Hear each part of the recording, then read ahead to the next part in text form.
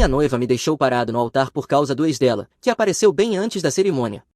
Fiquei ali na frente de todo mundo enquanto ela foi embora, então transformei a recepção na minha festa de despedida, me mudei para outro estado naquela mesma semana e agora ela está tentando me encontrar há 2 anos.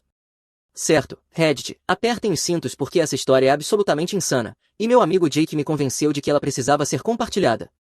Isso aconteceu em junho de 2022 e eu ainda estou processando a audácia do que aconteceu. Vamos aos fatos. Eu sou o Kyle, tenho 29 anos, sou homem e trabalho com vendas de equipamentos industriais para uma empresa de manufatura sediada na Pensilvânia.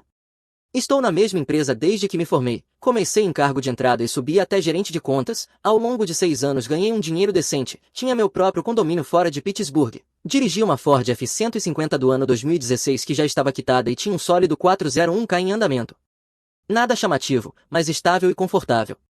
A caminhonete era meu orgulho e alegria, comprei certificada como seminova de uma concessionária que realmente cuidava do estoque em vez de só passar uma camada de cera nova em tudo, cabine dupla, pacote de reboque, tudo o que tinha direito. Passei meu primeiro mês instalando um revestimento na caçamba e melhorando o sistema de som, porque os alto-falantes de fábrica sempre parecem tocar música como se fosse dentro de uma lata. Depois de ver a maioria dos meus amigos passarem por relacionamentos que implodiam por discussões idiotas e problemas de compromisso, eu basicamente tinha desistido de encontrar alguém sério e estava focado no trabalho, em manter a forma e em restaurar este Mustang de 1969 que comprei em um leilão de espólio. O motor estava completamente destruído, mas a carroceria era sólida. Então minha irmã faz um churrasco em agosto de 2019 e eu conheço a Caitlin. Essa garota parecia tudo aquilo que eu nem sabia que estava procurando. Professora do 4º ano em uma escola particular no centro, tinha uma daquelas risadas que faziam todo mundo ao redor sorrir, usava vestidos que realmente pareciam bem arrumados em vez de algo que ela tivesse pegado às pressas ao sair de casa. Ela tinha uma energia inteira de pessoa íntegra e acolhedora que fazia você querer ser alguém melhor só de estar perto dela. Nos demos bem imediatamente ao lado da churrasqueira. Ela achou revigorante que eu tivesse objetivos reais de vida além de apenas existir de salário em salário. Que tivesse móveis de verdade que não fossem tralha usada e que soubesse planejar um encontro que não envolvesse comida rápida e uma assinatura de Netflix. Aparentemente a maioria dos caras com quem ela tinha saído achava que o básico de ser adulto era algum tipo de transtorno de personalidade. Namorar a Caitlin foi diferente desde o primeiro dia. Conversas reais sobre o futuro aconteciam naturalmente. Ela perguntava sobre a renovação do meu contrato de aluguel, mencionava me apresentar à família estendida dela, brincava que precisaríamos de uma garagem para nossa futura casa quando me via trabalhando no Mustang. Isso não era algo casual em que a gente só via no que dava, nós estávamos construindo algo real. Ela realmente se envolveu no projeto do Mustang, o que me deixou de queixo caído. A maioria das mulheres com quem eu saía ou fingia se importar ou deixava claro que achava meu hobby um desperdício de tempo e dinheiro. A Caitlin levava sanduíches para mim enquanto eu trabalhava na garagem do prédio e fazia perguntas genuínas sobre o que eu estava fazendo, até me ajudou a lixar a ferrugem dos painéis laterais em um sábado, usando um macacão velho que ela pegou emprestado do pai. A família dela me adorou desde o começo. O pai dela, Robert, era um carteiro aposentado, um cara direto e sem frescura, que apreciava o fato de eu chegar no horário e cumprir a palavra. Passávamos as tardes de domingo na oficina dele construindo armários para a sala de costura da mãe dela, enquanto conversávamos sobre tudo, de futebol a ferramentas elétricas e o que é preciso para construir uma vida que vale a pena. A oficina do Robert era basicamente um paraíso da marcenaria. O cara tinha ferramentas do negócio de carpintaria do avô dele, todas organizadas como uma exposição de museu. Ele me ensinou técnicas corretas de marcenaria e, mais importante, que fazer as coisas direito da primeira vez evita ter que fazê-las 2 vezes. A mãe dela, Patrícia, me tratava como o filho que nunca teve, sempre me mandando para casa com sobras suficientes para me alimentar por 3 dias, pedindo minha opinião sobre tudo e genuinamente investida no meu sucesso. Ela tinha um jardim incrível, com canteiros elevados e um sistema de irrigação, começou a me ensinar sobre plantio consorciado e até me deixou ajudar a expandir a estufa. Eles viviam dizendo a Caitlin o quanto ela era sortuda, como eu era um achado e que ela seria louca se me deixasse ir. O Robert dava indiretas sobre netos e a Patrícia sempre fazia comentários sobre como os futuros netos dele seriam tão bem amparados com alguém como eu na família. Essas pessoas se tornaram minha família antes mesmo de eu pedir a Caitlin em casamento. Em março de 2022 eu estava pronto para oficializar, tinha um anel de $8.200 guardado no cofre do banco, uma aliança de ouro branco com um diamante lapidação princesa que refletia a luz como uma bola de discoteca. O plano era simples, pedir a mão dela durante o jantar do nosso aniversário de 2 anos naquele restaurante italiano onde tivemos nosso primeiro encontro e depois começar o planejamento do casamento com as 2 famílias envolvidas. Liguei para o pai dela 2 semanas antes para pedir a bênção. Como um ser humano decente, o Robert chegou a se emocionar ao telefone. Me disse que não conseguia imaginar um homem melhor para a filha dele e que estava esperando por essa ligação desde Natal. Disse que ele e a Patrícia já tinham começado uma conta poupança para ajudar com o casamento porque queriam que a única filha deles tivesse a celebração que merecia. O pedido foi perfeito. Me ajoelhei no momento em que a sobremesa chegou. Ela chorou lágrimas de felicidade. Todo mundo no restaurante aplaudiu como se estivéssemos em um filme romântico. Ela ligou imediatamente por videochamada para os pais, que começaram a chorar também. Postou o anel nas redes sociais com alguma legenda sobre ter encontrado a pessoa para a vida toda. Era tudo o que se espera querer. Começamos a planejar o casamento imediatamente porque a Caitlyn queria uma cerimônia no verão. A mãe dela conhecia uma organizadora de eventos que conseguiu nos colocar nesse local deslumbrante, um celeiro antigo convertido em salão de recepção, com vigas aparentes e luzes de corda, o tipo de lugar que ficava como um conto de fadas nas fotos. Passamos os 3 meses seguintes planejando cada detalhe, lista de convidados com 180 pessoas, um DJ especializado em manter todo mundo dançando, um fotógrafo que cobrava mais do que o meu primeiro carro, mas tinha um portfólio que justificava, uma produção completa que custou perto de US$ 35.000, com as 2 famílias contribuindo. Eu cuidei da maior parte da logística porque é isso que eu faço. A Caitlyn ficava sobrecarregada olhando opções, então eu reduzia as escolhas e deixava ela tomar a decisão final. Funcionava perfeitamente. As madrinhas dela eram as colegas de quarto da faculdade, e quando a tradução terminar por completo eu avisarei. E a prima dela, Raquel. Meus padrinhos eram meus 3 melhores amigos do ensino médio, mais meu cunhado. A despedida de solteiro foi um fim de semana de pescaria em um lago no interior do estado de Nova York, e a despedida de solteira foi algum fim de semana em um spa que, aparentemente, envolveu muita fofoca sobre o quanto a Caitlyn era sortuda. Tudo ficou fechado até maio, convites enviados, confirmações de presença coletadas, pagamentos finais feitos a todos os fornecedores. O jantar de ensaio foi marcado para a noite de sexta-feira em uma churrascaria no centro, cerimônia e recepção definidas para a tarde de sábado, 18 de junho, às 3 da tarde. Na semana anterior ao casamento, eu coloquei a maior parte das minhas coisas em um depósito, porque a Caitlyn e eu íamos nos mudar para um lugar maior depois da lua de mel, um apartamento de 2 quartos mais perto da escola dela, com uma garagem de verdade para o Mustang. Assinei o contrato, paguei o primeiro e o último mês mais o depósito de segurança, deixei o caminhão de mudança reservado para segunda-feira depois que voltássemos da lua de mel em Outer Banks. Tudo estava perfeito, tudo planejado, tudo pronto. Então a sexta-feira aconteceu. O jantar de ensaio começou às 6 da tarde, as 2 famílias apareceram bem vestidas, todo mundo animado e feliz.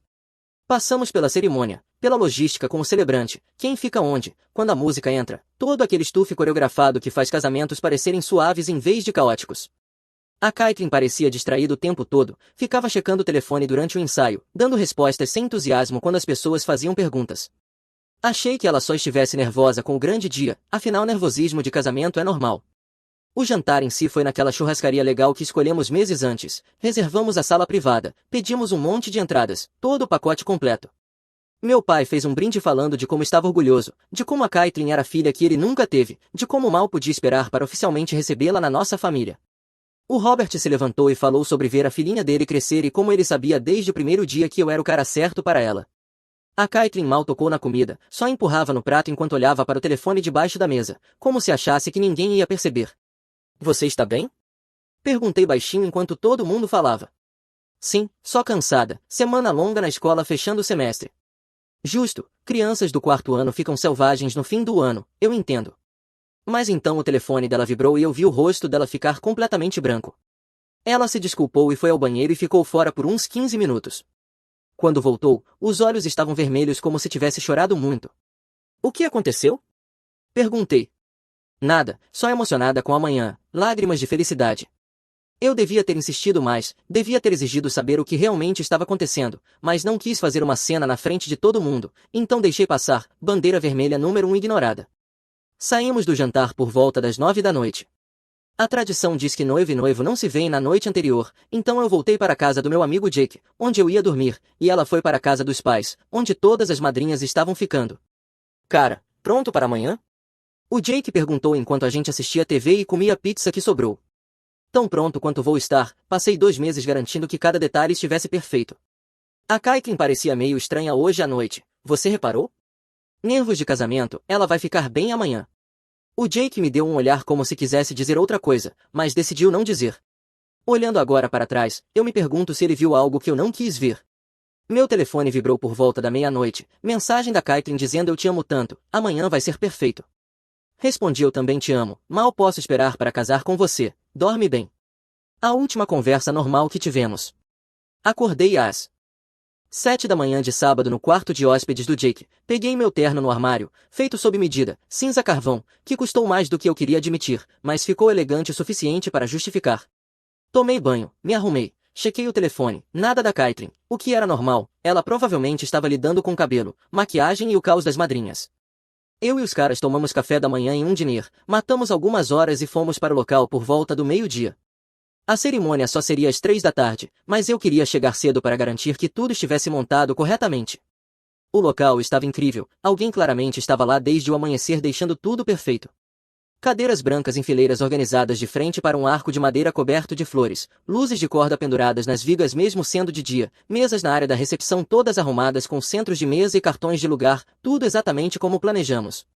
O fotógrafo chegou à 1 da tarde para começar as fotos de preparação, fotos minhas com os padrinhos, aquela coisa toda de ajeitar gravata, ajustar abotoaduras, enquanto o fotógrafo registra para a posteridade, tentando parecer natural enquanto basicamente posamos para fotos encenadas que deveriam parecer espontâneas.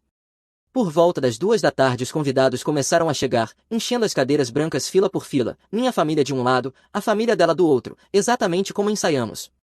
O DJ tocava uma música de fundo suave, tudo funcionando como um relógio. 2:30 da tarde eu estou parado no altar com o celebrante e meus padrinhos, observando as pessoas encontrarem seus lugares, checando o relógio, tentando não suar através do meu terno caro. Meu padrinho principal, Dani, ficava fazendo piadas tentando acalmar meus nervos. Relaxa, cara, em 30 minutos você vai estar casado e isso tudo vai virar um borrão. É nisso que eu estou contando. 2:45 da tarde, as madrinhas começam a caminhar pelo corredor em seus vestidos azul marinho, tudo indo conforme o plano. Elas tomam suas posições à nossa frente, sorrindo, segurando os buquês, e então esperamos, e esperamos, e esperamos. A música que deveria marcar a entrada da Caitlin continua apenas repetindo. As pessoas começam a se mexer nas cadeiras, checar os telefones, cochichar umas com as outras. Eu fico ali tentando parecer calmo enquanto meu coração faz essa batida estranha, martelando no peito. 3:05 da tarde e ainda nenhuma noiva. A mãe dela, Patrícia, se levanta e praticamente corre em direção à suíte da noiva, volta 5 minutos depois parecendo absolutamente em pânico, sussurra alguma coisa para o Robert, que imediatamente se levanta, e os dois desaparecem para trás do local. Olho para o Dani e pergunto o que diabos está acontecendo. Não sei, cara, talvez algum problema com o vestido, mas no fundo alguma coisa no meu estômago já sabia que não era um problema com o vestido. 3:15 da tarde os cochichos ficam mais altos, as pessoas já estão falando abertamente, checando os celulares, tirando fotos da situação como se fosse algum tipo de entretenimento. Eu ainda estou parado no altar como um completo idiota, porque o que mais eu deveria fazer? E é então que eu vejo ele entrando pela entrada principal como se fosse o dono do lugar, um cara alto, provavelmente com cerca de 1,88 m, vestindo jeans e uma jaqueta de couro, como se tivesse acabado de descer de uma motocicleta, cabelo escuro, barba por fazer, o tipo de cara que parece tomar decisões ruins para viver e de alguma forma faz isso funcionar. Ele passa direto por todos os convidados sentados, desce pelo corredor central sem hesitar, direto em direção à suíte da noiva nos fundos. O Robert tenta pará-lo, eu consigo ver os dois tendo uma conversa acalorada perto da entrada de onde o cortejo estava se preparando, o rosto do Robert ficando vermelho, apontando de volta para a saída, mas o cara da jaqueta de couro simplesmente empurra ele para o lado e desaparece lá atrás. Eu estou ali na frente de 180 pessoas assistindo a tudo isso acontecer como se fosse um filme para o qual eu não comprei ingresso. 5 minutos depois, a Caitlin sai da suíte da noiva, com o vestido de casamento, segurando a mão do cara da jaqueta de couro e caminhando em direção à saída. O local inteiro fica em completo silêncio, dava para ouvir um alfinete cair, cada pessoa observando enquanto minha noiva, no vestido que passamos meses escolhendo, segurando o buquê que a mãe dela fez, usando o véu que a avó dela usou, passa por todos os nossos convidados de mãos dadas com outro homem. Ela não olha para mim, não olha para ninguém, apenas mantém os olhos para frente e continua andando. Eu fico congelado, literalmente não consigo me mover, meu cérebro simplesmente desliga tentando processar o que está acontecendo. A Patrícia está chorando, o Robert parece que vai realmente partir para cima do cara, as madrinhas estão paradas com a boca aberta, meus padrinhos todos olhando para mim esperando algum tipo de sinal do que fazer. Eles chegam à saída e finalmente ela se vira, olha diretamente para mim pela primeira vez. Desculpa, ela diz alto o suficiente para as primeiras fileiras ouvirem, eu não consigo fazer isso, o Jordan voltou e eu simplesmente não consigo, e então eles se vão, saem pela porta, entram em qualquer veículo em que ele tenha chegado e desaparecem. O local explode em caos, pessoas se levantando, falando umas por cima das outras, alguns parentes da Caitlyn correndo atrás deles, a Patrícia chorando convulsivamente enquanto Robert tenta consolá-la e, ao mesmo tempo, parece querer cometer violência. Eu ainda estou apenas parado ali no altar, o celebrante toca meu ombro e diz: filho, eu sinto muito, e é isso que me tira do transe, a pena na voz dele, a maneira como todos estão olhando para mim como se eu fosse algum tipo de animal ferido. Meu cunhado se aproxima e pergunta a Kylie: cara, do que você precisa? Do que eu preciso rebobinar os últimos 10 minutos, eu preciso entender o que acabou de acontecer, eu preciso não estar parado em um altar na frente de 180 pessoas que acabaram de ver minha noiva fugir com outro homem, mas nada disso vai acontecer. Então eu tomo uma decisão. Caminhei até a cabine do DJ, o cara estava ali parado parecendo absolutamente em choque, sem saber o que fazer consigo mesmo. Mudança de planos, eu disse a ele, isso não é mais um casamento, é uma festa de despedida. O quê? Coloca música animada, música para dançar, música de festa, temos uma sala cheia de pessoas, um bar aberto e um jantar de recepção que já está pago, então melhor aproveitar. Peguei o microfone antes que pudesse pensar demais. Pessoal, posso ter a atenção de vocês, por favor? O caos diminuiu, todo mundo olhando para mim. Como vocês acabaram de presenciar, não vai haver casamento hoje. A Caitlyn fez a escolha dela e eu respeito isso. Alguns murmúrios dispersos, a Patrícia chorando ainda mais. Mas é o seguinte, nós temos esse local incrível, comida maravilhosa, bar aberto e um DJ que é muito bom no que faz, tudo já está pago e não é reembolsável. Respirei fundo, então é isso que vai acontecer, isso agora é oficialmente a minha festa de despedida, porque a partir de segunda-feira eu vou sair da Pensilvânia, começar do zero em algum lugar novo, e eu quero que todos vocês, minha família, meus amigos, as pessoas que realmente apareceram por mim hoje, me ajudem a celebrar o próximo capítulo. Silêncio absoluto por cerca de 3 segundos, então meu pai começou a aplaudir, depois minha mãe, depois minha irmã, depois o Jake e o Danny e o resto dos meus padrinhos, logo a sala inteira estava aplaudindo. O bar está aberto, a comida será servida em 30 minutos e a pista de dança está pronta, vamos fazer disso uma festa que vale a pena lembrar. O DJ, abençoado seja, imediatamente colocou o liso, as pessoas começaram a se mover em direção ao bar, a energia mudou de funeral para a celebração em cerca de 5 minutos. Fui ao banheiro e liguei para o meu chefe. Ei, Jim, sabe aquela vaga de gerente regional no Colorado que você mencionou no mês passado, aquela que eu disse que ia pensar a respeito? Estou pronto para aceitar, se ainda estiver disponível. Kylie, não é o dia do seu casamento hoje? Não mais, longa história, mas eu preciso sair da Pensilvânia como se fosse ontem. Você consegue fazer isso, me dá até segunda-feira de manhã. Eu te retorno. Desliguei, joguei um pouco de água no rosto, olhei para mim mesmo no espelho ainda vestindo esse terno estupidamente caro. Bom, eu disse ao meu reflexo, isso realmente aconteceu. Voltei para a recepção e minha família basicamente tinha formado um círculo de proteção ao meu redor, garantindo que eu estava bem, perguntando do que eu precisava. O Robert e a Patrícia se aproximaram parecendo absolutamente devastados. Kylie, sentimos muito, a Patrícia disse entre lágrimas, nós não fazíamos ideia, não sabíamos nem que ela ainda tinha contato com o ex. Quem é ele? Eu perguntei. A mandíbula do Robert se contraiu, Jordan, o ex-namorado dela da faculdade. Eles namoraram por 3 anos antes de ela conhecer você, ele se mudou para a Califórnia por algum trabalho e eles terminaram. Achávamos que isso era história antiga. Aparentemente não. Se eu o encontrar de novo, o Robert começou. Não, eu interrompi, ele não vale a pena, nem ela aparentemente. Doeu dizer isso, mas era verdade.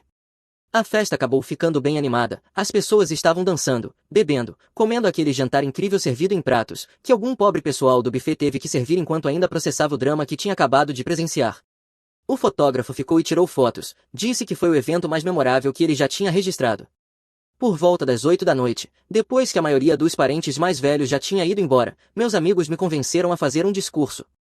Versão curta, a Caitlyn escolheu outra pessoa, eu estou escolhendo a mim mesmo, estou me mudando para o Colorado na segunda-feira para um novo começo, essa é a última vez que vou falar sobre isso, então tirem isso do sistema agora, façam suas perguntas, digam o que precisam dizer, depois seguimos em frente. As pessoas perguntaram o esperado, se eu estava bem, se eu tinha visto isso chegando, qual era meu plano.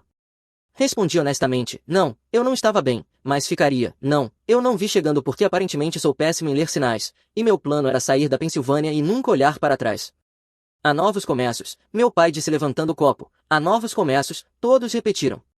A festa foi até meia-noite, o DJ tocou todas as músicas pedidas, o bar continuou aberto, as pessoas dançaram como se estivessem tentando suar todo o constrangimento da situação. No fim da noite, realmente parecia uma celebração em vez de uma tragédia. Na manhã de domingo, acordei no quarto de hóspedes do Jake com a pior ressaca emocional da minha vida. Chequei o telefone esperando mensagens da Caitlyn. Nada, nenhuma desculpa, nenhuma explicação, nenhum reconhecimento de que ela tinha explodido minha vida inteira na frente de 180 testemunhas. Mas eu tinha 3 mensagens das amigas dela. A primeira era da Raquel, a prima dela que foi madrinha. Kylie, sinto muito, nós não fazíamos ideia de que ela estava planejando isso. Ela jurou ontem que estava 100% comprometida em casar com você. Nenhuma de nós sabia que o Jordan sequer estava em cena. Depois da colega de quarto da faculdade, Melissa. Isso é absolutamente insano. A Caitlyn pegou todo mundo de surpresa. Estamos todas em choque. Só queríamos que você soubesse que achamos que ela cometeu um erro terrível e que você merece muito mais. Por fim, da outra amiga da faculdade, Ashley. Ei, eu sei que isso provavelmente não ajuda, mas o Jordan apareceu na casa dos pais dela na noite de sexta-feira. Aparentemente ele vinha mandando mensagens para ela há semanas, dizendo que tinha cometido um erro ao deixá-la, que a queria de volta, que estava se mudando de volta para Pensilvânia por causa dela. Ela nos disse que já tinha dito não a ele. Pelo visto mudou de ideia. Então ali estava, semanas de comunicação secreta enquanto estávamos planejando nosso casamento, enquanto eu organizava mapas de assentos, finalizava o cardápio e me certificava de que os pais dela se sentissem incluídos em cada decisão. Ela estava tendo algum tipo de caso emocional com o ex, que prometeu aventura ou emoção ou qualquer coisa que aparentemente eu não estava oferecendo. Meu chefe ligou às 10 da manhã. O cargo é seu se você quiser, gerente regional do território do Oeste Montanhoso, baseado em Denver, aumento de salário, ajuda com a mudança, veículo da empresa, você pode começar em 2 semanas. Posso começar na segunda-feira, Kylie. Tire alguns dias, Jim. Com todo respeito, eu preciso sair daqui imediatamente. Segunda-feira funciona para mim. Então será segunda-feira, o RH vai enviar a papelada, bem-vindo ao Colorado. Passei o domingo inteiro colocando minha vida inteira na caminhonete e em um pequeno reboque da UAU. Eu não tinha muita coisa, já que a maior parte dos meus móveis já estava em um depósito para a mudança para o nosso novo apartamento, que nunca iria acontecer. Liguei para o proprietário desse novo lugar, expliquei a situação, perguntei se ele poderia devolver meu depósito já que eu nunca cheguei a me mudar. O cara foi surpreendentemente compreensivo, disse que tinha enviado o cheque para o endereço dos meus pais.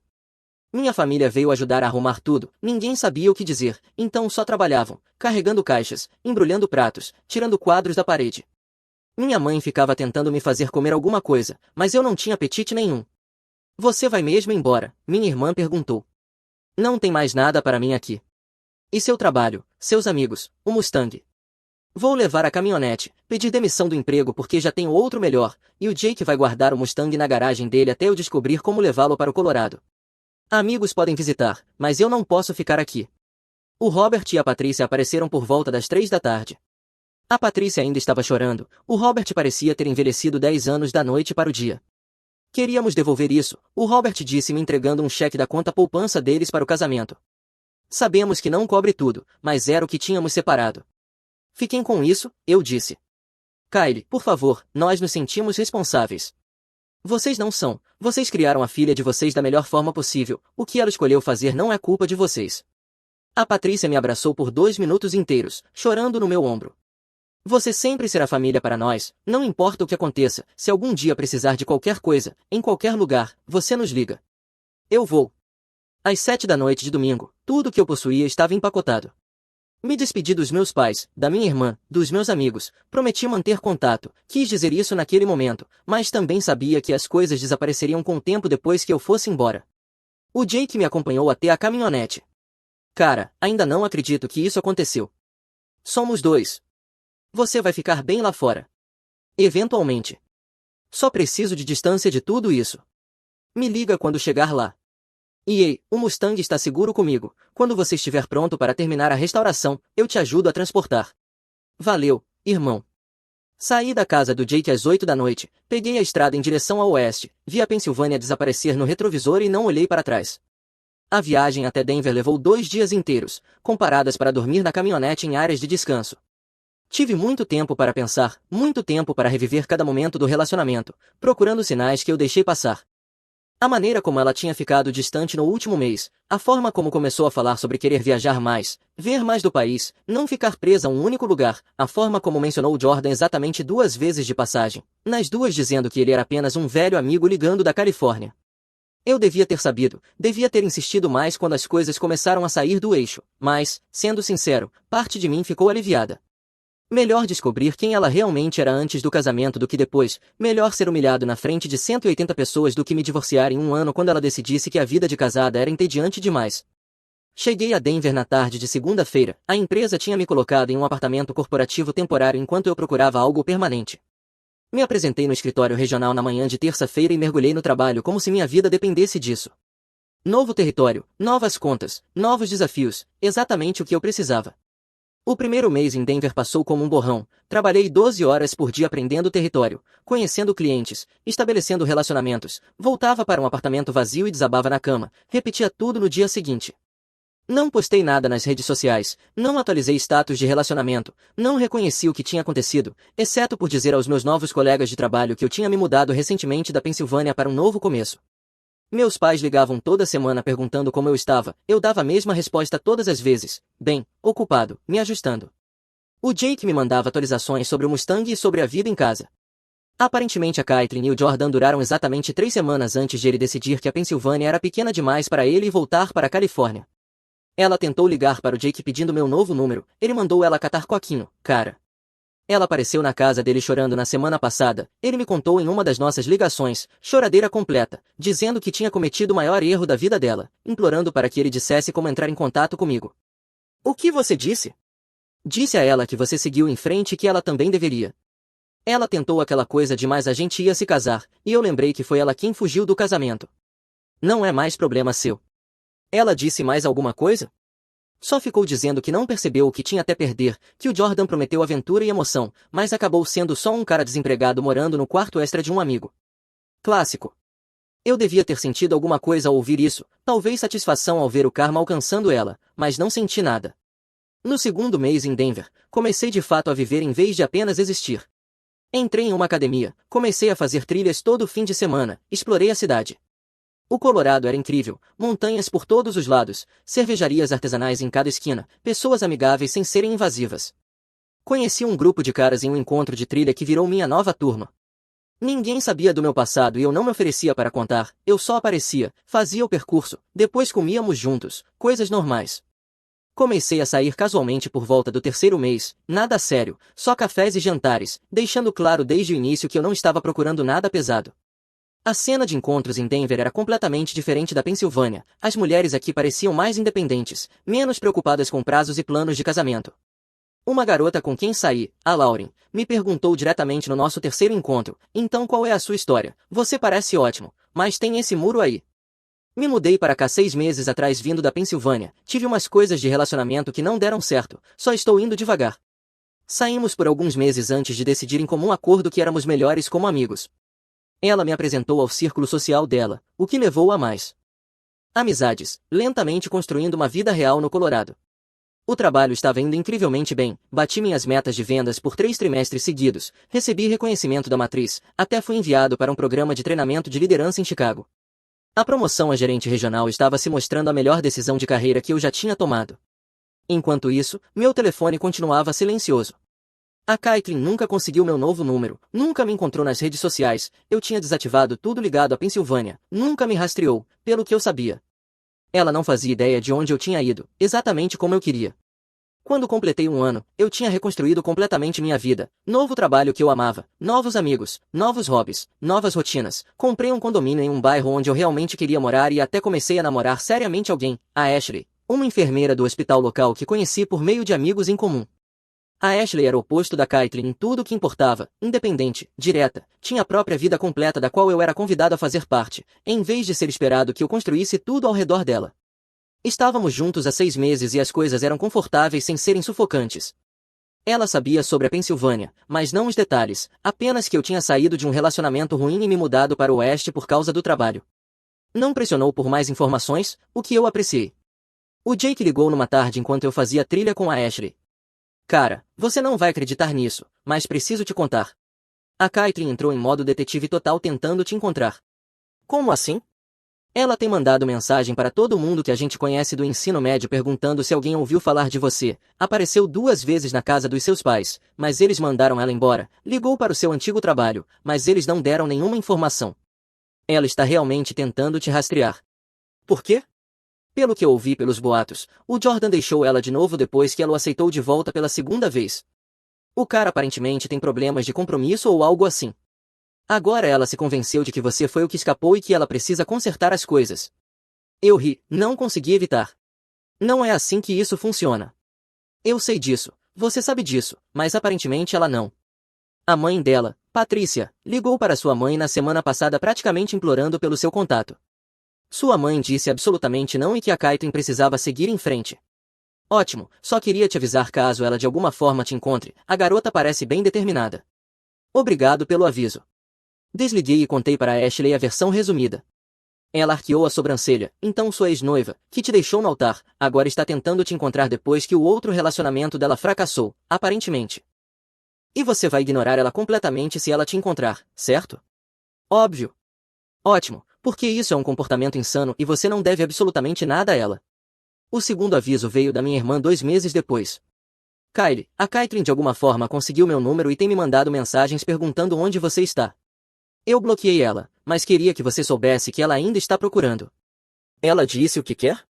Pedir desculpas, explicar, consertar as coisas. As palavras exatas dela. Eu disse a ela que não há nada para consertar, porque você seguiu em frente e ela precisa fazer o mesmo. Ela começou a falar que vocês dois estavam destinados a ficar juntos, que ela cometeu um erro, mas que aprendeu com isso. Ela me deixou parado no altar na frente de todo mundo. Nós sabemos que não há volta depois disso.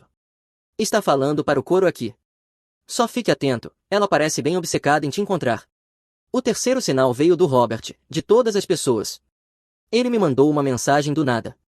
Kylie, preciso te avisar, a Caitlyn tem perguntado a mim e a Patrícia se temos alguma forma de entrar em contato com você. Dissemos que não e que ela precisa respeitar sua privacidade. Ela não está lidando bem com isso. Achei que você deveria saber. Ela está ativamente tentando te localizar.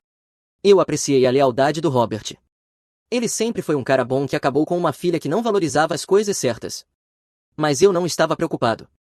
Eu tinha coberto bem meus rastros. Troquei meu número de telefone, desativei todas as redes sociais, me mudei para o outro lado do país, para uma cidade onde ninguém da minha vida antiga tinha conexões. A menos que ela contratasse alguém para me encontrar, o que parecia extremo até para ela, eu estava seguro. Ano 2 no Colorado, a vida estava legitimamente boa. Fui promovido de novo a gerente regional sênior, cobrindo todo o oeste das montanhas. A Ashley e eu fomos morar juntos, conversando sobre noivado eventualmente, mas sem pressa. Terminei a restauração do Mustang.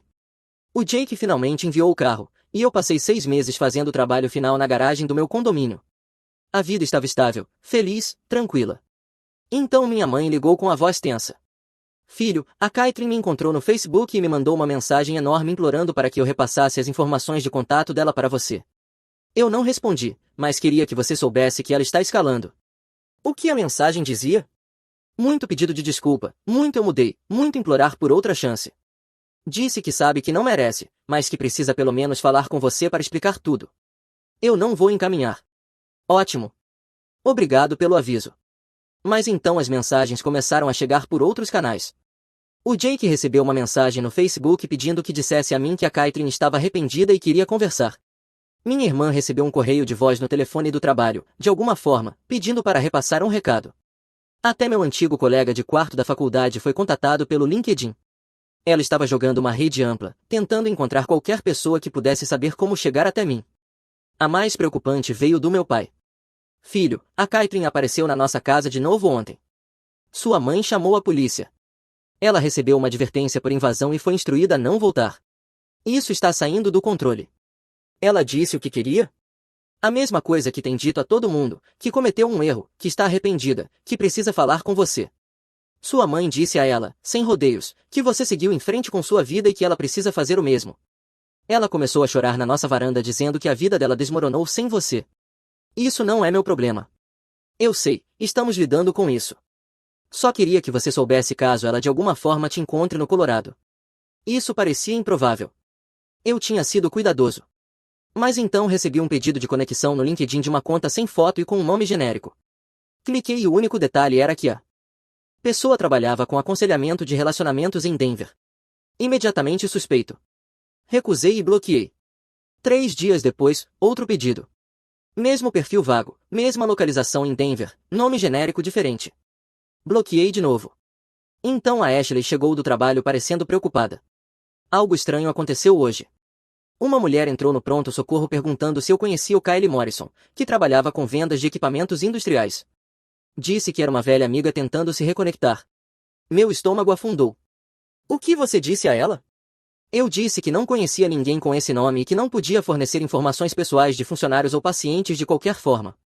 Ela foi embora, mas algo parecia errado em tudo isso. Como ela era? A Ashley puxou o telefone e me mostrou uma captura de tela das câmeras de segurança do hospital que ela tinha conseguido com a equipe de segurança. Eu peguei isso depois que ela saiu porque pareceu suspeito. Lá estava ela, a Caitlin, parada no saguão do pronto-socorro, exatamente como eu me lembrava, mas de alguma forma mais desesperada. Ela tinha me encontrado, não apenas a minha cidade, mas o local de trabalho da minha namorada.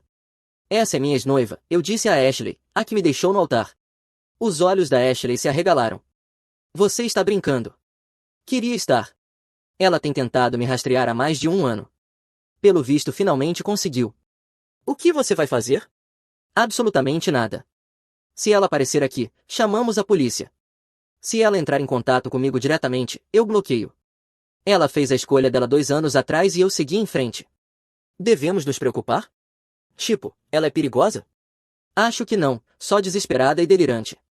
Mas vou registrar um boletim de ocorrência amanhã só para deixar documentado. Naquela noite recebi uma mensagem de um número desconhecido do Colorado. Kyle, eu sei que você está em Denver, sei que você seguiu em frente, sei que não mereço nada de você, mas por favor, só me dê 5 minutos para explicar tudo. É só isso que estou pedindo. Eu encarei a mensagem por 1 minuto inteiro. 2 anos atrás, essa mulher saiu do nosso casamento segurando a mão de outro homem na frente de todos que conhecíamos, me humilhou, destruiu meses de planejamento, jogou fora tudo que construímos, e agora queria 5 minutos para explicar. Eu bloqueei o número e fui dormir. Então aqui estamos, Reddit, 2 anos desde o casamento que não aconteceu, 2 anos desde que fiquei parado em um altar assistindo minha noiva escolher outra pessoa. Pelo que ouvi por último da minha família, a Caitlin ainda está tentando encontrar maneiras de entrar em contato comigo. Aparentemente ela ficou sabendo que estou com a Ashley e tem mandado mensagens para minha irmã perguntando se somos sérios, se estamos noivos, se ainda existe alguma chance para ela. A resposta da minha irmã foi perfeita, ele está feliz, deixe ele em paz. Mas ela não para. Recebi outro pedido no LinkedIn na semana passada, de outra conta falsa. Essa tinha uma história de fundo detalhada sobre trabalhar com equipamentos industriais, até tinha vagas de emprego falsas, mas a localização era Denver e algo nisso parecia errado. Bloqueei imediatamente. O Jake ligou ontem com uma atualização. Cara, a Caitlin aparentemente está fazendo uma busca interior, tentando processar os erros dela ou algo assim. Alguém sugeriu que ela escrevesse uma carta para você para ter encerramento. As amigas dela estão dizendo para ela simplesmente deixar para lá, mas ela está convencida de que você é a alma gêmea dela ou alguma bobagem assim. Eu não vou ler carta nenhuma. Foi isso que eu disse quando ela me pediu para encaminhar. Eu disse que você seguiu em frente e que ela precisa fazer o mesmo. Ela disse mais alguma coisa? Só que o Jordan ter deixado ela pela segunda vez fez ela perceber que abriu mão da melhor coisa que já aconteceu na vida dela, que te deu como garantido porque você era estável e confiável enquanto ela corria atrás de emoção, que ela amadureceu agora e sabe o que realmente importa. História legal, ainda não é meu problema. A Ashley e eu estamos conversando sobre noivar este ano. Ela sabe a história inteira agora, não só a versão resumida, mas cada detalhe sobre a Caitlin, o casamento, a fuga para o Colorado, tudo. A resposta dela foi simples, você desviou de uma bala e construiu uma vida melhor, não deixe alguém que não te valorizou naquela época arruinar o que você tem agora. Ela está certa. Meu ex apareceu grávida 6 meses depois de eu tê-la flagrado com meu irmão dourado, então fiz um teste de DNA e queimei todas as pontes que ainda estavam de pé. 6 meses depois de eu ter me afastado da minha família por eles escolherem meu irmão em vez de mim, minha ex-noiva apareceu à minha porta com uma barriga de grávida e uma história triste, então exigi um teste de DNA e assisti o mundo inteiro deles desmoronar. Eu preciso te contar o que aconteceu na semana passada, mas antes você precisa entender os 6 meses que vieram antes disso. 6 meses atrás, eu saí da casa dos meus pais no dia de Natal e nunca olhei para trás, sem discurso dramático, sem portas batendo, eu simplesmente fui embora no meio do jantar, entrei no carro e dirigi até casa. Quando eles perceberam que eu não voltaria, eu já tinha bloqueado todos os números. Quer saber o motivo? Tudo bem. 3 dias antes do Natal, cheguei em casa mais cedo do trabalho, minha empresa nos deu meio expediente naquela semana, então pensei em surpreender Lauren, minha noiva de 2 anos, com um almoço. Estávamos planejando o casamento havia meses, local reservado, convites encomendados, tudo isso. Eu até tinha comprado sanduíches daquele lugar que ela amava no centro da cidade, aquele do pão caro demais sobre o qual ela sempre falava maravilhas. Subi até o prédio do nosso apartamento equilibrando a sacola dos sanduíches e minha pasta. Peguei o elevador até o terceiro andar, cantarolando alguma música que tinha ouvido no rádio. Feliz, bobo, completamente alheio ao que estava prestes a encontrar. A porta do apartamento estava destrancada. Não achei nada estranho. Lauren trabalhava de casa na maioria dos dias. Empurrei a porta e chamei o nome dela, sem resposta. Imaginei que ela estivesse de fones de ouvido. Ela fazia isso às vezes quando estava em chamadas. Coloquei os sanduíches no balcão da cozinha, tirei os sapatos, caminhei pelo corredor em direção ao quarto para avisar que eu tinha chegado. A porta do quarto estava entreaberta e foi então que eu ouvi a voz dela, mas não falando, não em uma chamada. Parei de andar, fiquei parado no corredor, meu cérebro tentando processar o que meus ouvidos estavam me dizendo, tentando encontrar alguma explicação que fizesse sentido. Talvez ela estivesse assistindo a algo, talvez estivesse ao telefone com alguém e fosse só um momento estranho. Empurrei a porta e Lauren estava na nossa cama com Blake, meu irmão caçula de 26 anos, bem ali com ela, não bêbados, não em alguma festa, não um erro confuso. Era meio da tarde de uma terça-feira, sóbrios, deliberados, na minha cama. A cama que eu tinha ajudado a escolher quando nos mudamos juntos, a cama onde tínhamos falado sobre o nosso futuro. A expressão no rosto deles quando me viram não era culpa, era irritação, como se eu tivesse interrompido algo importante, como se eu fosse o inconveniente. Blake se atrapalhou tentando puxar os lençóis, os olhos de Lauren se arregalaram, mas não de vergonha, e sim de pânico, aquele tipo de pânico que surge quando você é pego, não quando percebe que machucou alguém. Eu não gritei, não parti para agressão, nem senti raiva imediatamente, apenas um vazio frio e estranho, como se eu estivesse assistindo a vida de outra pessoa desmoronar através de uma janela. Fiquei ali parado talvez por 10 segundos, meu cérebro tentando alcançar o que meus olhos estavam vendo, tentando processar que meu irmão de sangue, tinha acabado de me trair da pior forma possível. Então eu me virei e fui embora. Espera, a voz de Lauren veio atrás de mim em pânico. Agora por favor, me deixe explicar. Continuei andando. Não é o que parece, Blake gritou, a voz falhando, com 26 anos e ainda soando como uma criança pega roubando. Peguei meu laptop da sala, minhas chaves do gancho ao lado da porta, deixei todo o resto, o anel de noivado pelo qual economizei durante 6 meses, a pasta do casamento, as fotos nas paredes, a vida que eu achava que estava construindo. Tudo acabado. Ouvi Lauren se atrapalhando para vestir roupas, ouvi Blake dizendo algo a ela em voz baixa, ouvi ela me chamando enquanto eu alcançava a porta da frente. Eu já estava no meu carro, dirigi direto para um hotel do outro lado da cidade, Extended Stay America, nada sofisticado, apenas um quarto com uma cama e uma porta que trancava. Fiquei ali talvez por 2 horas encarando a parede, meu telefone não parava de vibrar, Lauren, Blake, Lauren de novo. Desliguei o telefone, fiquei naquele hotel por 2 dias, não atendi ligações, não respondi mensagens, pedi serviço de quarto, trabalhei pelo laptop, fingi que o mundo exterior não existia.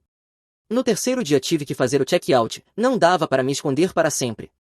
Encontrei um pequeno apartamento do outro lado da cidade, contrato mensal, mobiliado, o proprietário perguntou se eu precisava imediatamente, eu disse que sim e me mudei naquela mesma tarde apenas com meu laptop e uma troca de roupas.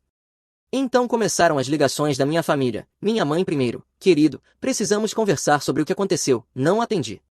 Meu pai, filho, isso é sério, precisamos nos sentar como uma família, continuei sem atender. Então minha irmã mais velha, Blake contou tudo para nós, a mamãe está muito abalada, você pode ao menos ligar para ela? Blake contou tudo, claro que contou, a versão dele, aquela em que ele era vítima de alguma forma. Eu pensei que talvez minha família ficasse do meu lado quando descobrisse, Lauren e Blake dormindo juntos na minha cama enquanto eu estava no trabalho, eles entenderiam, ficariam indignados por mim, estúpido, eu sei.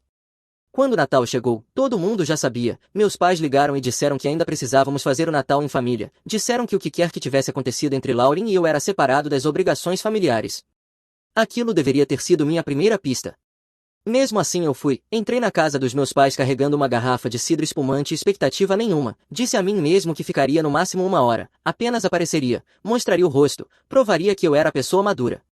Blake já estava lá quando cheguei, sentado na sala, relaxado, confortável, como se não tivesse destruído minha vida 3 dias antes.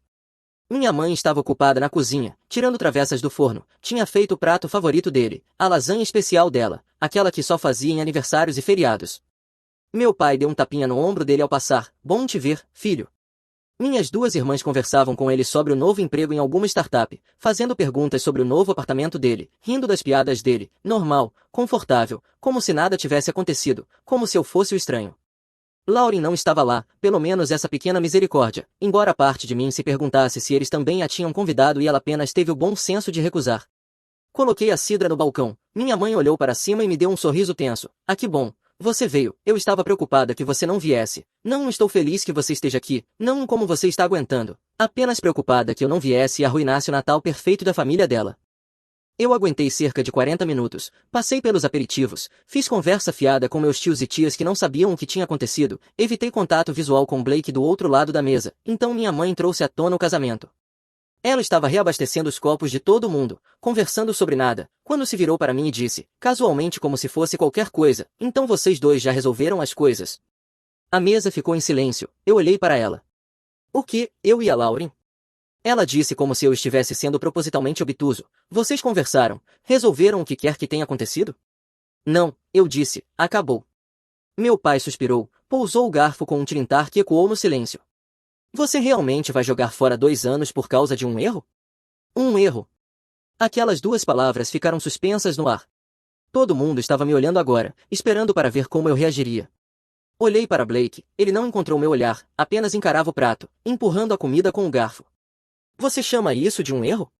Mantive a voz estável, calma, não queria dar a eles a satisfação de me ver perder o controle. Ele está passando por um momento difícil, minha mãe disse. Pousou a jarra e cruzou os braços de forma defensiva, ele não quis que isso acontecesse. Eu ri de verdade, o som saiu áspero e amargo. Ele não quis dormir com a minha noiva na minha cama, no meio do dia, enquanto eu estava trabalhando? Minha irmã mais velha entrou na conversa, o rosto franzido em desaprovação. Você precisa ser tão grosseiro assim? Estamos tentando ter um jantar agradável. Minha irmã mais nova acrescentou. Ela estava sentada ao lado de Blake e estendeu a mão para dar um tapinha no braço dele, confortando. Você meio que está fazendo isso tudo girar em torno de você. Eu encarei ela, esperei pela piada. Certamente ela estava brincando, mas não, ela estava falando sério, totalmente séria. Fazendo o que girar em torno de mim? Os feriados, tempo de família, ela gesticulou ao redor da mesa. Você está estragando tudo por estar com raiva. Foi aí que eu me levantei, peguei meu casaco no encosto da cadeira. Meu pai tentou a voz razoável. Filho, senta, vamos conversar sobre isso como adultos. Nós não vamos conversar sobre nada, eu disse. Vocês já decidiram de que lado estão. Blake finalmente falou. Qual é, cara, não seja assim. Eu olhei para ele, olhei de verdade, meu irmãozinho, aquele a quem eu ajudava com a lição de casa, emprestava dinheiro, encobria quando ele fazia besteira no ensino médio, e ele estava ali, na casa dos meus pais, comendo o jantar de Natal enquanto eles o defendiam por destruir a minha vida. Eu fui embora, bloqueei todos naquela noite, cada número, cada conta de rede social, cada ligação, tudo encerrado. Devolvi o anel de noivado para Lauren por meio de um mensageiro na manhã seguinte, não incluí bilhete, não precisava, a mensagem já era clara o suficiente. Saí do nosso apartamento em menos de uma semana, empacotei a minha metade de tudo no meio da noite, quando eu sabia que ela estaria dormindo, deixei minha chave no balcão, nunca olhei para trás. Encontrei um lugar menor do outro lado da cidade, um quarto, mal mobiliado, mas era meu. Dei ao proprietário 2 meses de aluguel adiantado em dinheiro, sem perguntas, sem explicações necessárias. Disse ao meu chefe que precisava trabalhar remotamente por um tempo, emergência pessoal, ele não insistiu, apenas disse para eu tirar o tempo que precisasse e avisar quando estivesse pronto para voltar ao escritório. O primeiro mês foi um inferno, não vou mentir sobre isso. Eu não conseguia dormir, toda vez que fechava os olhos eu via eles, Blake e Lauren, na minha cama, a expressão no rosto deles quando me viram, não culpa, apenas irritação. Não conseguia comer, tudo tinha gosto de papelão, eu me forçava a engolir barras de proteína e macarrão instantâneo só para continuar funcionando. Perdi cerca de 15 quilos naquele primeiro mês, nem percebi até minhas calças começarem a cair. Trabalhei 16 horas por dia só para me manter distraído, assumi projetos extras, me voluntariei para tarefas que ninguém mais queria, qualquer coisa para manter minha mente ocupada. Se eu parasse de trabalhar, começava a pensar, e pensar não levava a lugar nenhum bom. Meus colegas perceberam, começaram a perguntar se eu estava bem, eu dizia que estava bem, apenas ocupado, focado, eles assentiam e recuavam, boas pessoas, sabiam quando não insistir. Mas em algum momento por volta do segundo mês, algo mudou. Acordei numa manhã e percebi que tinha dormido a noite inteira, dormido de verdade, sem pesadelos, sem acordar às 3 da manhã encarando o teto, repassando tudo o que tinha dado errado, apenas sono. Comecei a comer comida de verdade de novo, nada sofisticado, mas eu conseguia sentir o gosto, conseguir aproveitar, uma pequena vitória, mas que parecia enorme. Por volta do terceiro mês, comecei a me sentir eu mesmo novamente, não o antigo eu, aquele cara tinha ido embora, mas uma nova versão, mais dura, mais cautelosa, porém funcional. Entrei numa academia, daquelas 24 horas, onde você pode aparecer em horários estranhos e ninguém te incomoda. Comecei a ir às 5 da manhã antes do trabalho, depois de novo à noite quando eu não conseguia dormir. Comecei um programa de corrida do sofá aos 5 quilômetros. No começo eu mal conseguia fazer uma milha sem parar, mas continuei insistindo, fui construindo resistência. No quarto mês, eu já estava correndo 5 milhas sem nem suar, comecei a me interessar por marcenaria, encontrei uma oficina comunitária onde dava para alugar espaço e usar as ferramentas deles. Comecei a fazer coisas simples, tábuas de corte, prateleiras, molduras, algo para ocupar as mãos, algo que eu pudesse construir do zero e ver ganhar forma. Era terapêutico, pegar madeira bruta e transformar em algo útil, algo limpo, algo que não me lembrasse de tudo que eu tinha perdido. No sexto mês, eu estava realmente bem, não feliz talvez, mas estável, funcional, normal. Eu tinha uma rotina: acordar às 5, academia, banho, trabalhar até às 6, jantar rápido, oficina até às 9, casa, Netflix, dormir, repetir. Sem drama, sem ninguém me pedindo para perdoar pessoas que não mereciam, sem chantagem emocional da família, sem conversas constrangedoras, apenas eu no meu apartamento, construindo uma vida que não incluía eles. Algumas noites, eu me deitava na cama e me perguntava se tinha feito a escolha certa, se cortar todos eles tinha sido extremo demais, se talvez eu devesse ter tentado mais resolver tudo. Então eu lembrava do meu pai perguntando se eu realmente ia jogar fora 2 anos por causa de um erro, das minhas irmãs dizendo que eu estava estragando o Natal, da minha mãe defendendo Blake enquanto ele ficava ali em silêncio, se recusando até a pedir desculpa, e eu sabia que tinha feito exatamente a escolha certa. Na terça-feira passada, cheguei em casa do trabalho por volta das 7, mais tarde do que o normal, um prazo de projeto tinha me feito passar do horário habitual. Esquentei comida chinesa que tinha sobrado do fim de semana, servi uma bebida para mim e me sentei no sofá para assistir ao jogo, Celtics contra Lakers, um bom confronto que eu estava ansioso para ver, só para desligar a mente por algumas horas. Então alguém bateu à minha porta, forte, insistente, 3 batidas rápidas. Eu não estava esperando ninguém, não tinha pedido comida, não tinha convidado ninguém, eu levava uma vida bem tranquila esses dias, a maioria das pessoas nem sabia onde eu morava. Olhei pelo olho mágico, Lauren estava no corredor, visivelmente grávida, chorando. Por um segundo, achei que estava vendo coisas, 6 meses sem contato, nenhuma palavra, e agora ela estava ali na minha porta, grávida. Eu não abri a porta imediatamente, apenas fiquei ali olhando pelo olho mágico, observando ela limpar os olhos com o dorso da mão. Ela ficava olhando para o corredor, como se estivesse nervosa de alguém vê-la. Ela devia estar com uns 5 ou 6 meses, difícil dizer exatamente, mas claramente aparecendo. Vestia uma daquelas blusas largas de gestante, do tipo feita para deixar mulheres grávidas parecerem elegantes, cabelo preso em um rabo de cavalo, sem maquiagem borrando porque ela não estava usando nenhuma, jogada inteligente. Não dá para borrar rímel se você não está usando. Ela bateu de novo, mais forte dessa vez. Por favor, eu sei que você está em casa, eu vi seu carro no estacionamento. Então ela estava observando, esperando eu chegar. Isso não foi uma visita espontânea, isso foi planejado. Eu abri a porta, não dei passagem, não a convidei para entrar, apenas fiquei na porta com os braços cruzados, bloqueando a entrada. O que você quer? O lábio dela tremeu, ela era boa, tenho que admitir, se eu ainda me importasse com ela, talvez até acreditasse, mas eu tinha passado 6 meses aprendendo exatamente quem ela realmente era, o lábio trêmulo não funcionava mais. Posso entrar? Ela perguntou, a voz tremendo, uma atuação digna de Oscar, só por 1 minuto, por favor. Não. Ela piscou, não esperava isso. Eu preciso falar com você, é importante. Então fala. Ela olhou pelo corredor, como se estivesse preocupada com vizinhos ouvindo, outro movimento calculado. Eu não me mexi. Tudo bem. Ela respirou fundo, daquele jeito que se faz antes de um discurso ensaiado. Eu cometi um erro terrível. O que aconteceu com Blake não é o que você pensa. Ele se aproveitou de mim, eu. Estava vulnerável e ele manipulou a situação. Eu sei que isso não justifica, mas preciso que você entenda que eu nunca quis te machucar. Eu esperei o bebê, ela disse colocando a mão na barriga. É seu, diante de tudo acontecer. Estou para dar à luz em 3 meses e não sei o que fazer. Blake não vai me ajudar, meus pais não falam comigo, eu estou sozinha, estou com medo, e eu só... As lágrimas vieram na hora certa. Ela era boa, se eu não tivesse passado 6 meses revivendo cada mentira que ela já me contou, talvez até acreditasse. Prova, eu disse. Ela olhou para cima. O quê? Prova que o bebê é meu. Eu acabei de te dizer. Você me contou uma história, eu quero prova. Teste de DNA. Os olhos dela se arregalaram. Você não confia em mim? Não. A palavra ficou ali. Ela tentou outro ângulo. Você sabe o quanto isso é caro? Eu não posso pagar. Eu pago, eu disse, teste de paternidade pré-natal, não invasivo, dá para fazer a partir de 7 semanas. Você está com o quê? 5 meses? 6? Tempo de sobra. Isso não é o ponto. O ponto é que você apareceu na minha porta depois de 6 meses, grávida, pedindo ajuda, e espera que eu simplesmente aceite sua palavra depois de você ter dormido com meu irmão na minha cama. Ela se encolheu, a raiva passou pelo rosto dela por apenas um segundo antes da máscara triste voltar. Isso é ridículo. Eu vim aqui porque achei que você fosse uma boa pessoa, alguém que faz a coisa certa. A coisa certa é um teste de DNA. E se eu disser não? Então você vai embora e nunca mais falamos. Ela me encarou, eu conseguia ver o cérebro dela funcionando, tentando descobrir qual jogada daria certo. As lágrimas não estavam funcionando, a história de vítima não estava funcionando, então ela mudou para a barganha. Tá bem, tudo bem, mas podemos pelo menos conversar lá dentro como adultos? Não. Por que você está sendo tão frio? Porque 6 meses atrás você destruiu a minha vida. Você não merece acolhimento, não merece compreensão, você recebe exatamente o que está pedindo, um teste de DNA para provar a paternidade, só isso. Ela abriu a boca, fechou. Eu enfiei a mão na carteira e puxei um cartão de visita que eu carregava havia 3 semanas.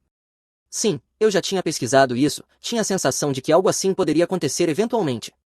Esta é uma clínica no centro da cidade, eles fazem testes de paternidade pré-natais. Ligue para eles, agente, me mande a data e horário por mensagem, eu encontro você lá. Até lá, não apareça aqui de novo. Estendi o cartão. Ela não pegou de imediato, apenas olhou para ele como se fosse veneno. Pegue ou deixe. Ela arrancou o cartão da minha mão. Você vai se arrepender disso. Talvez, mas vou me arrepender nos meus termos. Fechei a porta, tranquei. Ouvi ela ficar ali talvez por 30 segundos antes de os passos dela desaparecerem pelo corredor. Voltei para o sofá, peguei minha bebida, pulso estável, normal, sem pânico, sem dúvida. Se o bebê fosse meu, eu lidaria com isso, pensão, acordo de guarda, o que fosse, limpo, legal, profissional, nenhum relacionamento com ela, apenas coparentalidade e nada mais. Mas se não fosse meu, e meu instinto dizia que não era, então isso estava prestes a ficar interessante. Peguei meu telefone e comecei a pesquisar advogados, leis de assédio, exigências de documentação, tirei capturas de tela das imagens da câmera da campainha mostrando ela na minha porta, fiz backup de tudo na nuvem. Depois abri meu e-mail para arquivar tudo, foi então que vi a nova mensagem da Lauren, assunto consulta agendada. Abri. Ela tinha marcado o teste para a terça-feira seguinte, endereço da clínica, horário, tudo profissional e clínico. Mas no final do e-mail, no cabeçalho de metadados, aquelas informações que a maioria das pessoas nem olha, havia uma linha de cópia com o antigo endereço de e-mail do Blake. Aquilo tinha sido recolhido em segundos, retirado, mas meu cliente de e-mail já tinha armazenado em cache antes de o recolhimento ser concluído. Fiquei encarando a tela. Eles estavam coordenando isso juntos. Eu não confrontei, não liguei, não mandei uma captura da linha de cópia perguntando que diabos eles estavam tramando. Apenas observei, salvei o e-mail, salvei os metadados, fiz backup em 3 lugares diferentes. Depois voltei a pesquisar. Passei o resto da noite vasculhando mensagens antigas, encontrei conversas de antes da separação, Lauren reclamando do Blake, Blake me pedindo dinheiro na mesma semana em que eu os flagrei, Lauren falando sobre o cronograma do casamento. Tirei capturas de tudo, organizei por data, montei uma linha do tempo. Às 3 da manhã eu tinha uma pasta na área de trabalho chamada Evidências. Eu ainda não sabia exatamente para o que precisaria disso, mas sabia que precisaria. A semana seguinte pareceu a mais longa da minha vida, não porque eu estivesse ansioso, mas porque eu estava paciente, e paciência quando você está com tanta raiva exige esforço. A terça-feira chegou. Encontrei Lauren na clínica. Ela tentou puxar conversa na sala de espera, perguntou como eu estava, se o trabalho ia bem. Eu peguei o telefone e respondi e-mails. A técnica nos chamou, profissional, gentil, fez perguntas padrão sobre histórico médico. Lauren respondeu a maioria, eu apenas forneci a amostra de DNA, esfregaço na bochecha, simples, depois confirmei minhas informações de contato. Os resultados devem ficar prontos em cerca de uma semana, disse a técnica, vamos enviá-los por e-mail e mandar uma cópia impressa. Só por e-mail está ótimo, eu disse. Lauren me olhou, você não quer a cópia oficial? E-mail é oficial o suficiente. Ao sairmos, ela tentou de novo, olha, eu sei que isso é estranho, mas talvez a gente pudesse tomar um café, só para conversar sobre o que acontece depois. O que acontece depois, eu disse, é que esperamos os resultados. Depois disso, se o teste disser que eu sou o pai, meu advogado entrará em contato com você para tratar dos arranjos. Se não disser, você nunca mais entra em contato comigo. Seu advogado? Ela pareceu genuinamente surpresa. Não precisa ser assim. Precisa sim. Caminhei até meu carro sem olhar para trás. A semana se arrastou. Trabalhei, fui à academia, fiz tarefas, rotina normal. Mas todas as manhãs eu checava meu e-mail logo ao acordar. Nada na segunda, nada na terça, quarta, quinta, sexta, nada. Então no sábado de manhã, 6h39, meu telefone vibrou. E-mail da clínica, assunto resultados do teste de paternidade. Eu ainda estava na cama, sentei, abri no telefone, li a primeira linha, li de novo, li uma terceira vez só para ter certeza absoluta. Probabilidade de paternidade 0%, não 15%, não 5%, nem sequer 1%, zero. Coloquei o telefone de lado, encarei o teto, respirei fundo, e então sorri. Não foi alívio, não ainda, primeiro veio a confirmação, aquela sensação profunda e satisfatória de estar absolutamente certo. Eu soube no momento em que ela apareceu na minha porta, o e-mail do Blake na linha de cópia confirmou, e agora eu tinha a prova. Depois veio a raiva, fria, focada. Eles tentaram me armar, tentaram me manipular para limpar a bagunça deles. Lauren engravidou, provavelmente do Blake, talvez de outra pessoa, e quando a realidade bateu, decidiram que eu deveria ser a solução, o estável, o que tinha um bom emprego e ficha limpa, o idiota o bastante para cair no teatro da vítima. Eles acharam que eu simplesmente abaixaria a cabeça, assumiria a responsabilidade por uma criança que não era minha, porque é isso que homens bons fazem, certo? Eu saí da cama, fiz café, abri o laptop, criei um novo documento e comecei a digitar, não uma carta, não uma explicação, um plano. Coluna 1. Quem precisa saber? Coluna 2. O que precisam ver? Coluna 3. Quando enviar?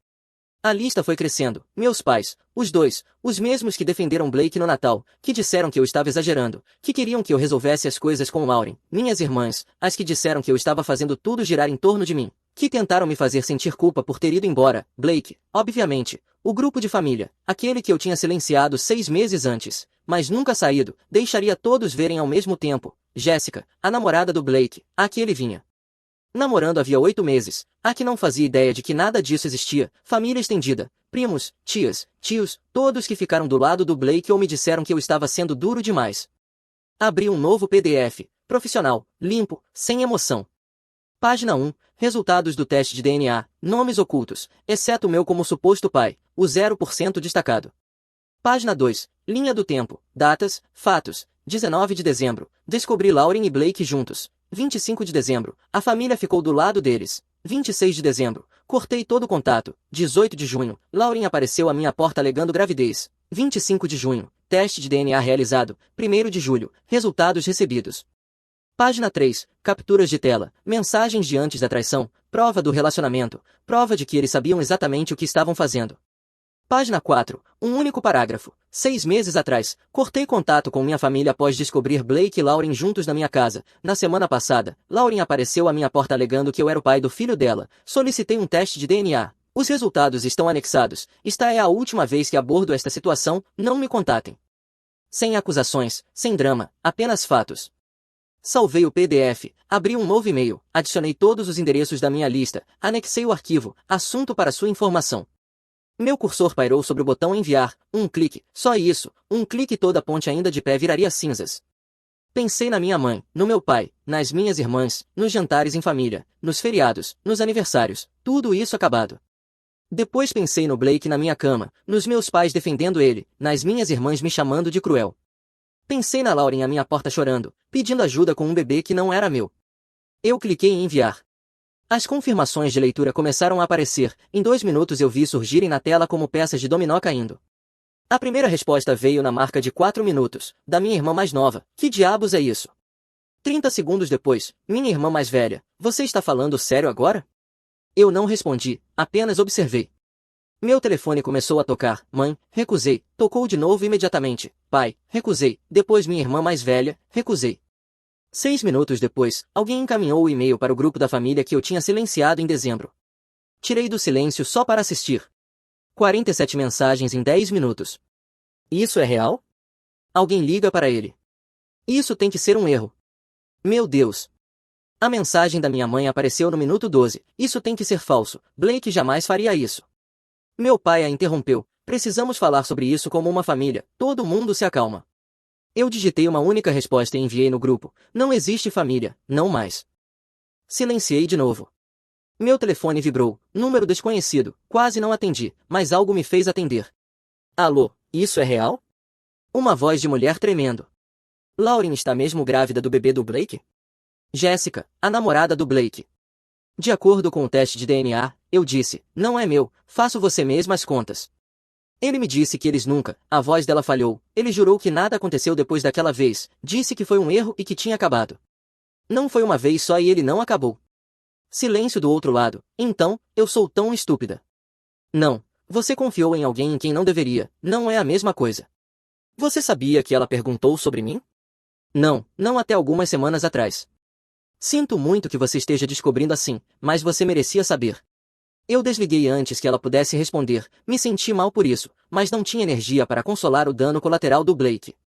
Meu telefone vibrou de novo, mensagem do Blake, seu lixo, você acabou de arruinar tudo. Fiquei olhando a mensagem por alguns segundos, respondi, eu não arruinei nada, quem fez isso foi você, vocês dois, eu só parei de deixar que isso fosse meu problema. Bloqueei o número dele. Mais ligações, mais mensagens, recusei todas. Então alguém começou a bater forte na minha porta. Olhei pelo olho mágico, eram meus dois pais. Minha mãe parecia que tinha chorado, meu pai parecia furioso. Eu não abri a porta. Filho, por favor, a voz do meu pai veio através da porta, nós podemos consertar isso, só nos deixe entrar, vamos conversar. Desliguei a televisão. Por favor, disse minha mãe, agora nós não sabíamos, se soubéssemos, vocês sabiam o suficiente, eu disse através da porta, e mesmo assim escolheram ele, vão embora. Eles bateram por mais 5 minutos, eu os ignorei, eventualmente foram embora. Por volta da terceira hora, eu tinha mais de 80 ligações perdidas e mais de 150 mensagens, primos, tias, tios, pessoas com quem eu não falava havia anos, de repente tinham opiniões. Alguns foram solidários, caramba, ainda bem por você, eles mereciam isso, eu nunca gostei do Blake mesmo, você fez a coisa certa. A maioria não foi. Isso é cruel, ele é seu irmão, família tem que perdoar, você está destruindo todo mundo por causa de um erro. Bloqueei todos os números que defenderam Blake, mantive os solidários apenas como lidos. Por volta da meia-noite, Jessica me mandou mensagem. Terminei com ele, ele admitiu tudo, disse que o bebê provavelmente é dele, mas que não estava pronto para lidar com isso, então a Lauren veio até você. Ele realmente disse isso, como se você fosse o plano reserva. Não acredito que não percebi. Sinto muito, pelo que vale, você fez a coisa certa. Li 2 vezes, não respondi, mas também não a bloqueei. Fiquei sentado no meu apartamento olhando para o telefone, para os destroços que eu tinha acabado de criar. Não senti nada, nem culpa, nem arrependimento, só cansaço. E então percebi algo. Eu ainda estava naquela cidade, naquele apartamento, a 20 minutos da casa dos meus pais, a 15 do lugar do Blake. Eles sabiam onde eu trabalhava, onde eu morava, onde eu fazia compras. Eu tinha queimado as pontes, mas ainda estava do lado deles do rio. Abri o laptop, puxei o e-mail que meu chefe tinha enviado 3 semanas antes, aquele que eu tinha ignorado porque não estava pronto para pensar nisso. Assunto, posição em Denver, oportunidade de liderança. Eu tinha dado uma olhada, grande promoção, realocação obrigatória, mais dinheiro, mais responsabilidade. Tinha dito a mim mesmo que pensaria nisso depois. Cliquei em responder e comecei a digitar. Gostaria de aceitar a posição. Quando posso começar? Meu dedo pairou sobre enviar. Cliquei, fechei o laptop, fui para a cama. Não pensei nisso, não questionei, apenas dormi. Meu chefe respondeu às 6 da manhã, ele estava na costa leste, 3 horas à frente. Podemos te trazer para cá em 2 semanas, o auxílio moradia começa imediatamente, o RH enviará a papelada hoje, bem-vindo à equipe. 2 semanas. Dei aviso do apartamento naquela mesma manhã, o proprietário não fez perguntas, contrato mensal facilitou tudo, eu sairia até o fim de julho. Depois fui à loja de telefonia, peguei um número novo, um telefone novo, dei a informação para exatamente 5 pessoas, meu chefe, o RH, meu proprietário, meu banco e minha seguradora, só isso, todo o resto completamente cortado. Não postei nada, não anunciei, eu simplesmente desapareci. Os dias seguintes foram silenciosos. Meu telefone antigo, aquele que eu tinha parado de carregar, ficou no balcão da cozinha, vibrando de vez em quando. Eu checava uma vez por dia só para ver o estrago, mais ligações perdidas, mais mensagens de voz que eu não ouvi, mais mensagens que eu não li. Jéssica me mandou 2 atualizações. Mantive o número dela no telefone novo, não porque fossemos amigos, mas porque ela era minha única fonte de informação, e eu queria saber como isso iria terminar. A primeira mensagem chegou no 3º dia. Blake tentou negar que o bebê fosse dele, Lauren mostrou a ele o seu teste de DNA, provou que não era seu, mas não provava que era dele, ele exigiu o próprio teste de paternidade, ela concordou, os resultados chegaram ontem, 99,97% de compatibilidade, ele está comprometido. Ela já está falando com um advogado sobre pensão. Eu li, sorri, não respondi. A segunda mensagem veio 2 dias depois. Ele está desmoronando, perdeu o emprego, ligou dizendo que estava doente vezes demais, parou de aparecer, o contrato de aluguel dele acaba no próximo mês e ele não consegue renovar, acho que vai voltar a morar com seus pais, achei que você gostaria de saber. Ainda não respondi, mas sim, eu queria saber. Minha mãe tentou ligar para o meu trabalho, a recepcionista disse que eu não trabalhava mais lá, tecnicamente verdade, já que eu tinha sido transferido. Ela entrou em pânico, tentou o meu e-mail antigo, voltou, então postou no grupo da família. Tirei do silêncio uma última vez só para assistir. Alguém tem alguma forma de falar com ele? Precisamos pedir desculpas, por favor. Alguém deve ter o número novo dele. Minha irmã mais velha respondeu, talvez ele não queira ser encontrado. Então silêncio, pela primeira vez. Acho que finalmente caiu a ficha para eles. Eu tinha ido embora, não estava escondido, não estava esfriando a cabeça, eu tinha realmente ido embora. Minha irmã mais nova encontrou minhas redes sociais, eu não as checava havia meses. Ela me mandou uma mensagem dizendo que entendia porque eu estava com raiva, mas que aquilo era extremo, que ainda éramos família, que eu não podia simplesmente apagá-los. Eu entrei uma vez, li e desativei a conta. Passei a semana seguinte arrumando tudo de forma metódica, sem sentimentalismo, fotos com a família foram para o lixo, presentes da Lauren foram doados para Goodwill, qualquer coisa ligada à minha vida antiga, móveis que eles tinham me ajudado a carregar, livros que tinham me recomendado, até uma cafeteira que minha mãe tinha me dado, tudo foi embora, vendido em marketplaces ou deixado na calçada. Mantive apenas 2 malas de roupas, uma caixa de itens essenciais e documentos, o laptop e algumas ferramentas, todo o resto desapareceu. No 10º dia, o apartamento estava vazio, apenas o básico, colchão no chão, alguns pratos, a televisão sobre uma mesa dobrável, eu já tinha vendido o sofá, a estrutura da cama, a mesa, tudo ia para o lugar novo ou para lugar nenhum. Na última noite no apartamento, pedi comida chinesa para a viagem, comi direto da embalagem sentado no chão, assistindo ao jogo de basquete no laptop, sem música, sem nostalgia, apenas eu e o eco. Eu me senti mais leve, não feliz, ainda não, mas mais leve, como se tivesse carregado um peso que nem percebia que estava ali e agora ele tivesse ido embora. Dormi profundamente naquela noite, sem sonhos. No dia da mudança, sábado de manhã, carreguei o carro, 2 malas, uma caixa, a bolsa do laptop, tudo que eu possuía cabia em um sedã. Dei uma última olhada no apartamento, paredes vazias, chão limpo, como se eu nunca tivesse estado ali. Tranquei a porta, deixei as chaves na caixa de correio do proprietário, entrei no carro e liguei o motor. Meu telefone vibrou, o telefone novo, aquele que apenas 5 pessoas tinham um número desconhecido. Eu deveria ter ignorado, deveria ter simplesmente ido embora, mas algo me fez atender. Filho, a voz do meu pai estava quebrada, crua, por favor não desligue. Eu não disse nada. Sua mãe está devastada, ela não dorme há uma semana. Blake ele não está bem, vai voltar a morar em casa, a família está se desintegrando. Podemos conversar, só uma vez, por favor. Eu fiquei ali com o motor ligado, o carro carregado, Denver a 14 horas de distância, tudo que eu tinha construído nas últimas 2 semanas, o corte limpo, o recomeço, a separação total, equilibrado no que eu dissesse a seguir. Vamos falar, eu disse, você tem 2 minutos. Meu pai respirou fundo, eu conseguia ouvir o trânsito ao fundo, ele devia estar ligando de fora, provavelmente não queria que minha mãe ouvisse. Eu sei que você está com raiva, ele começou, e você tem todo o direito de estar, mas você precisa entender, nós estávamos tentando manter a família unida.